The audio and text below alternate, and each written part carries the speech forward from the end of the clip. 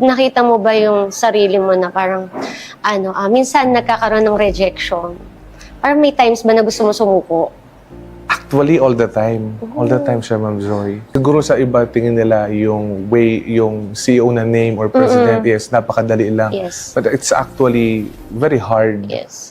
But for me, sa mga hardship and sa mga yung decision makings talaga, I always consult una-una the team, I consult din yung father ko, kasi siya talaga yung may experience. And of course, lagi kong ina-align yung mga decisions and yung mga worries ko, lalo na yung mga mahihirap, kumbaga mabigat para sa akin, sa Panginoon pa rin because I find strength in Him. Yes.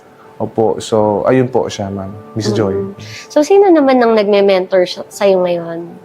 Actually, father ko talaga po. Very hands-on siya.